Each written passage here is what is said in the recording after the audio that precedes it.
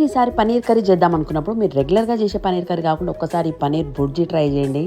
Taste అయితే super ఉంటుంది. ఎట్లా వేసుకోవాలంటే పొయ్యి మీద బాండ్లు పెట్టుకొని నూనె వేసుకొని జీలకర్ర ఆవాలు ఒట్టిమిరపకాయలు వేసుకున్నాక సన్నగా కూసిన ఉల్లిగడ్డ కూడా వేసి ఒక 2 నిమిషాలు మంచిగా ఫ్రై చేసుకోండి.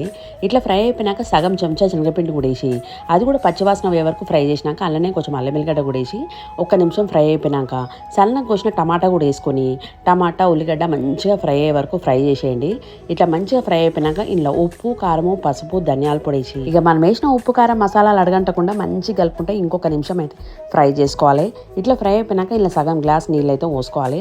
నేనైతే గరం మసాలా వేయలేదు, మీరు కావాలంటే గరం మసాలా కూడా వేసుకోవచ్చు. ఇలా ఇక తర్వాత పన్నీర్ని సన్నగా అంటే సన్నగా కట్ చేసుకోవాలి, చాలా సన్నగా కట్ చేసుకొని మంచిగా కలుపుకోవాలి. కావాలంటే మీరు దీన్ని కొబ్బరి గీచే దాంతో గీసుకొని కూడా వేసుకోవచ్చు, మీ ఇష్టం ఎలాగైనా వేసుకోవచ్చు. నేనైతే సన్నగా కోసేసిన, కొంచెం గీ కూడా వేసిన ఎందుకంటే కొంచెం గ్రేవీ లాగా వస్తుందని చెప్పి.